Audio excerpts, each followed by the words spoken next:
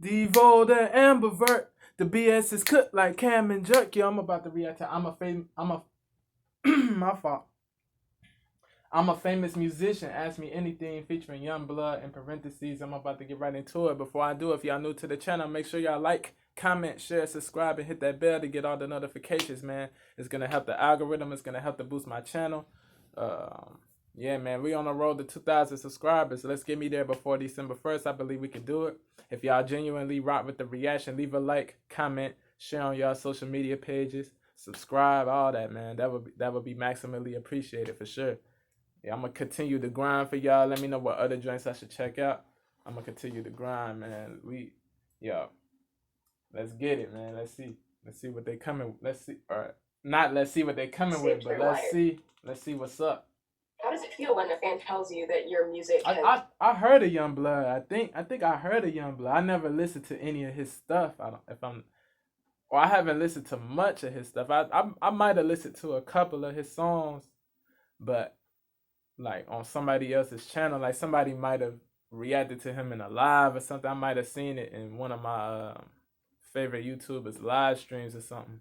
I don't really listen to him on my own time, you know what I'm saying?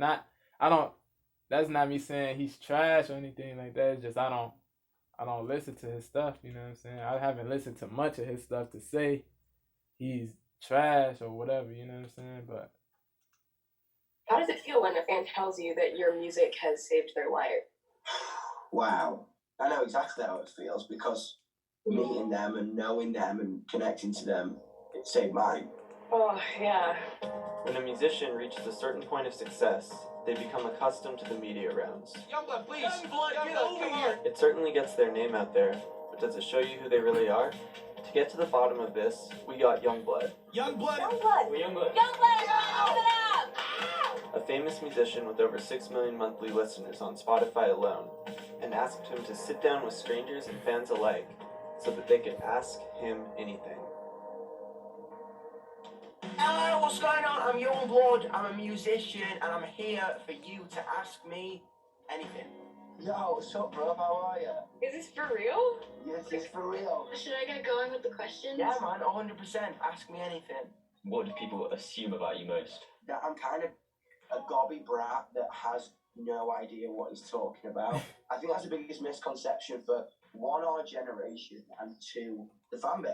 I think people don't actually know that we're completely in tune with what we want and intelligent and thoughtful about what we want, and we don't just go like, I'm going to tell you to fuck off because it's cool. Milk or cereal first? Cereal first, yeah.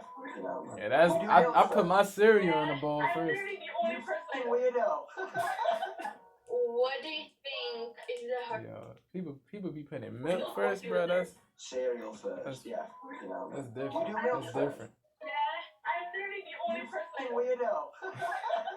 What do you think is the hardest part when it comes to songwriting?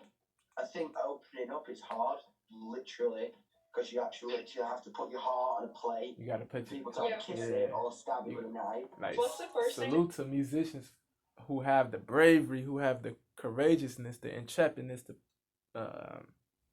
share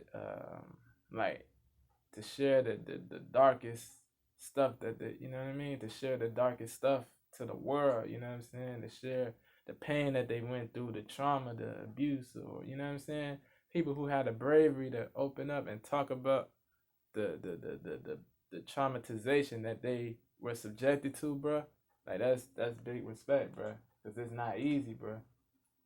What do you think is the hardest part when it comes to songwriting? I think opening up is hard, literally, because you actually literally have to put your heart on a plate. People try to kiss it or stab it with a knife. What's the first thing that you notice about your fans when you meet them? You're all well energetic, some of you are quite shy, but I just think like we're all very similar. I was speaking to someone yesterday and they were talking to me about when they kind of walk into a venue, everyone feels like they can just walk up to any random person in that show and be like, hello, and have a full-blown conversation because you're there. And that made me really happy, and it kind of made me be like, yeah, I wish I went on stage. I wish I could just be like in it and be like, hello, nice to meet you. Yeah, I love that. Okay. What do you miss most about your life before you're stuck in the house all day? Playing live, jumping about on stage, just raging. Yeah, Just having at that- least you get to meet some people right now. having that That's energy. what's kind of cool about right now. Like, Yo, I feel concerts more be connection than fun, ever, to be bro. honest, because I'm speaking online all the time. It's kind of amazing. What was your inspiration by your new song Weird? It was about literally the weirdest time in my life ever imaginable, which was weird because now is the weirdest time ever imaginable. But back then, Yeah. I was in this moment of vertigo. All these things had happened in my life, and I was trying to hold on to something that I thought was familiar. But then I realised I had to go through the unfamiliar to grow up a bit more and to learn how to The control unknown. that feeling in your stomach that when you're falling down a void, you're not getting hurt, you just got to ride with it, and you'll end up at a destination that leads you on a little bit further in life. Do you remember what was the big deal for you back years when you were starting out? I started out and I came down to London at 16. I moved to the city because I needed Shout out to be to UK, somewhere where man. there was like creative people. And then I was a kid in makeup and skirts. Yo, like, their accents let's be, go. their accents I are just fire. couldn't get signed, I couldn't get a record, I couldn't get anything, and it was really getting me Fuego. down because people just didn't like who I was. And no one, we were playing empty rooms with 10 people. And then we booked a show in the Netherlands and 100 people turned up. And they had like hearts on their face and they had t-shirts. I met every single one of them after the show. And they must have put 100 pictures online, 100 people did that. And 100 people saw that, saw how crazy the show was interested in it, spread. And here we are. You know, I mean, I think that show in the Netherlands was a real big turning point for me. Do you find yourself wanting your parents' approval of your career, or is the self-acceptance you found for yourself enough? The self-acceptance I you find for yourself when that happens is so powerful and so liberating that it doesn't matter who doesn't want to love you for who you are. If you surround yourself with people who do, then everyone else doesn't matter, no matter what emotional connection you've got to them. That was one thing with me when I found you lot. When I found all of you, I was like, oh my God, You only got one life, bro. Look all these other You know what I'm idiots. saying? These people understand me. These people get It's me. about These real people relate happiness. to me. At the end of the day, like, Go on music after is your goals, amazing, man, but while you young, it's while you still you guys here. who listen to it and fly Don't the live with flags regrets. and scream it from the top of your lungs Straight that up. makes it a real thing. Believe in I yourself started art again and because grind. your music actually got me to start art again. Oh my God, that's it. So It you're a behooves us huge to believe in advocate ourselves, for mental health, and grind I for what thank we you for want. that from the bottom of my heart. How does it feel when a fan tells you that your music has saved their life?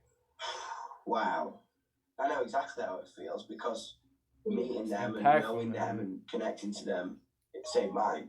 Do you know what I mean? Like, Oh, yeah. this whole thing started because I was completely lost and completely rock bottom and completely sad all the time because I couldn't be who I was. I was never You going were to grow into the sacrificing person I was going to be your because integrity. the person I wanted to be was a road that was blocked off until I found you lot. It saves me to hear people go, I get you, I understand you. So obviously in Kill Somebody, you Yeah. talk about the dark place you found within yourself. Do you remember what it was like first finding it? I remember I came down to London for the first time, and my best friend James I was living with had like diagnosed Tourette's. Yeah.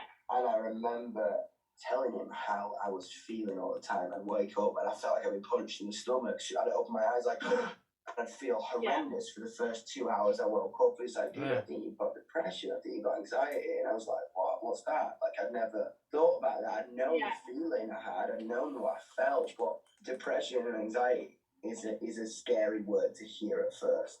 So I just said, I'm going to spend the rest of my life trying to make people feel like if they have this, they're not abnormal and they're not freaks and they're not different in a bad way.